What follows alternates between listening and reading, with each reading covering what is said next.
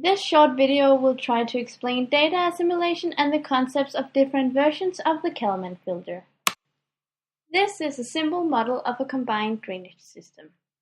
As we can see, water enters the system in two ways. Rainwater enters through the drain and wastewater enters the system from each household. The water is transported by a network of pipes. It can be an advantage to know where and how much water is in the system. This makes it easier to manage the system. A hydrodynamic model can help gain this insight. A hydrodynamic model is governed by various hydraulic equations. Due to model and input uncertainties, the model output will not always correspond to reality completely. That's where data assimilation comes in handy. This model is the same as before, but now we have two gauges that measure water level or discharge. These observations are then incorporated into the model state. This forces the model to adjust according to the observations. This way the model is corrected while simulating and are now governed by both hydraulic equations and the observations. Several methods can be used for data assimilation. The methods described in this video are the Kalman filter, ensemble Kalman filter, deterministic ensemble Kalman filter, and finally, the partial deterministic ensemble Kalman filter. The Kalman filter builds on the principle of Bayesian inference. Bayesian inference is used to estimate a probability distribution for all model variables. The method requires the model to be linear and the observations to be stochastic and Gaussian distributed.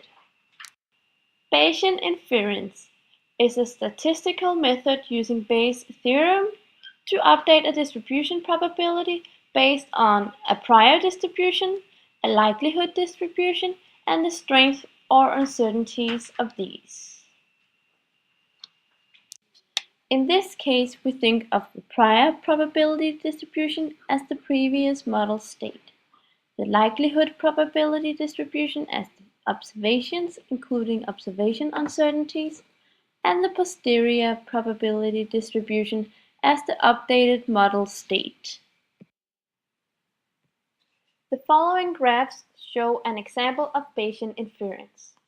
The blue curve is the prior, the red is the likelihood, and the green is the posterior. In this case, the standard deviation, which depicts the uncertainties, is said to be 1 for both the prior and likelihood distribution.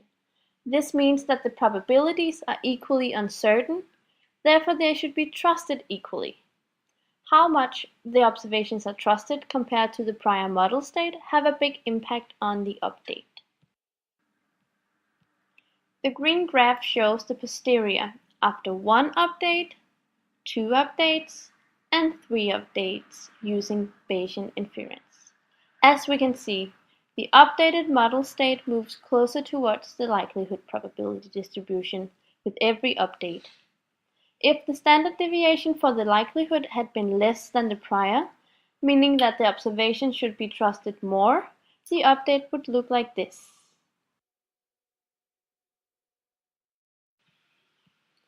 This shows the impact of the uncertainties in probability distributions.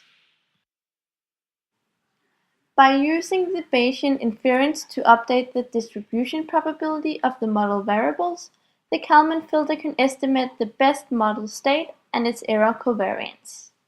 However, the error covariance matrix requires great computational overhead.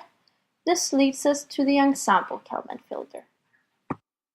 The ensemble Kalman filter is built on the principles of the Kalman filter, but instead of only propagating one model, it consists of X number of models, called the ensemble, which are simulated in parallel.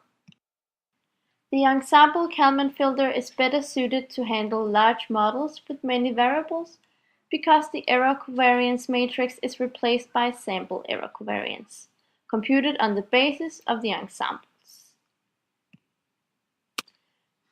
The ensemble Kalman filter can work on nonlinear models.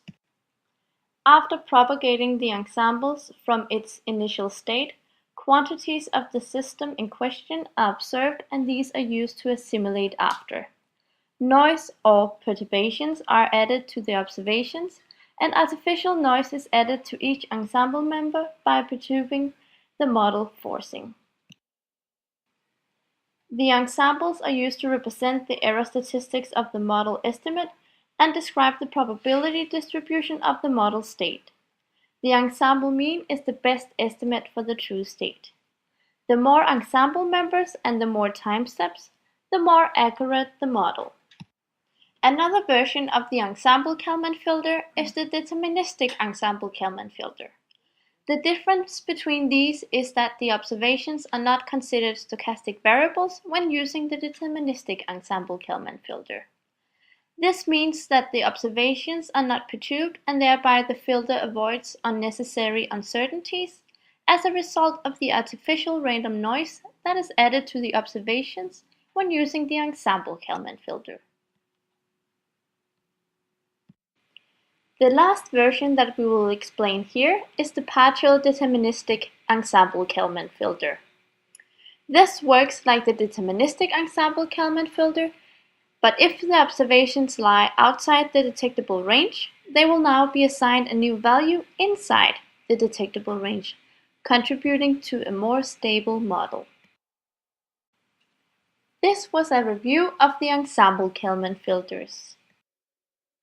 To sum up, a small animation visualizing the differences between the ensemble Kalman filters will be shown. For all three filters, the model forcing is perturbed, but there is only added noise to the observations when using the ensemble Kalman filter. When using the partial deterministic Kalman filter, it will assign new detectable values to observations that lie outside the limit. Thank you all for listening.